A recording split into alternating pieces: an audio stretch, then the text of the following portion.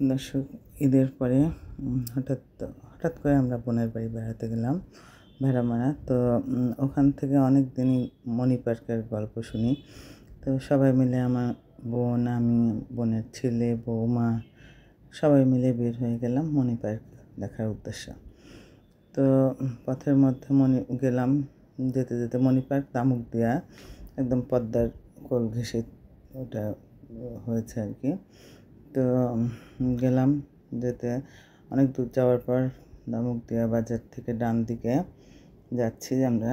যাওয়ার পরে ওখানে যাওয়ার সময় বেশ ভালোই লাগে।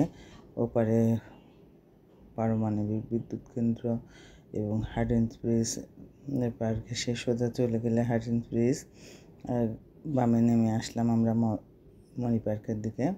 তো ওখান থেকে পুরো ভিউটা দেখা যাচ্ছিল, খুব ভালো লাগছিল। তবে সেদিন এত গরমে যতক্ষণ গাড়িতে ছিলাম ভালোই ছিলাম এই আর কি। তো নামার পরে খুব কষ্ট হয়েছে, তো দেখার মতো আর কি। এই তো আমরা চলে আসলাম মণি পার্কের ভিতরটা খুব সুন্দর করছে, কিন্তু দুঃখের বিষয় পুরোটা ঘুরে দেখার মতো শারীরিক সেদিন পরিবেশ ছিল না, কারণ অত্যন্ত গরম। তবে যেটুকু দেখছি আপনাদেরকে আমি দেখানোর চেষ্টা করছি যে তো বেশ সুন্দর করছে পার্কটা। বাচ্চাদের অনেক সুন্দর সুন্দর রাইডস আছে, বিশেষ করে একদম পদ্মা নদীর পাশে।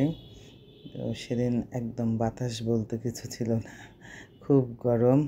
এই যে আমার দাদু ঘুরছে আর কি, আমার বোনের ছেলে আমার নাতিন, যে দেখা যাচ্ছে যেটা। তো ও খুব মহা খুশি এগুলো পেয়ে।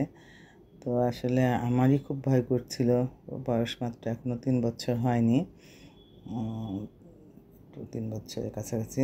তো যেভাবে ওইভাবে ঘুরছিল দেখে আমারই একটু আতঙ্কিত হচ্ছিলাম যে পড়ে টরে যায় কিনা, ভয় লাগছিল। তো মাশাআল্লাহ ভালোই খুব মজা পাইছে। তো আপনাদের যদি আশেপাশে কারোর বাড়ি থাকে বা কেউ দূর থেকেও দেখতে আসতে পারেন, খুব ভালো লাগবে আমার মনে হয়। হার্ডিঞ্জ ব্রিজ, পারমাণবিক বিদ্যুৎ কেন্দ্র পাশেই এই পার্কটার উপরের দিকে সলেমান বাবার আস্তানা। অনেক ছোটোবেলায় অবশ্য সেটা দেখেছি, কারণ আমার বোনের শ্বশুরবাড়ি তার একটু পাশে, ওখান থেকে আমি ওটা দেখা আগে। তো আসলে আপনারা সবগুলোই একবারে দেখতে পারবেন, বাচ্চারা খুব মজা পাবে বাচ্চাদের নিয়ে আসলে। তো ভালো লাগছে এই তো। আর এই যে খেলাধুলা পরিবেশ, বড়দেরও বেশ কিছু রাইডস দেখলাম। বিশেষ করে আসলে আমি কিছু দেখতে পারিনি যে এত গরম ওখানে পার্কের ম্যানেজমেন্টে যারা ছিলেন, যেহেতু বোনের বাড়ি ওখানে, শ্বশুরবাড়ি, পরিচিত সবাই আমাদেরকে বসার চেয়ার টেয়ার দিয়েছিল। আর ওখানে আমরা বসে খাওয়া দাওয়ার ইচ্ছেও ছিল অনেক, ওখানকার খাবার নাকি খুব ভালো। গল্প শুনেছি অনেক যে খুব ভালো মজাদার খাবার, সেদিনকে খাবো এরকম ইচ্ছায় গেছিলাম। কিন্তু দুঃখের বিষয় গরমের কারণে খেতেও পারি নাই। বসে ওরা জাস্ট একটু ফ্যান দিয়েছিল, আমাদের খুব আপ্যায়ন করছে। ওদের ওই স্ট্যান্ড ফ্যান দিয়ে মাঠে বসেছিলাম কিছুক্ষণ।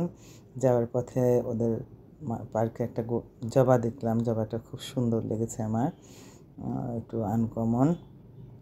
কিছুক্ষণ অনেকক্ষণই বসেছিলাম, থাকার পরে সন্ধ্যায় হয়ে গেল, মাগরিবের আজান হলো।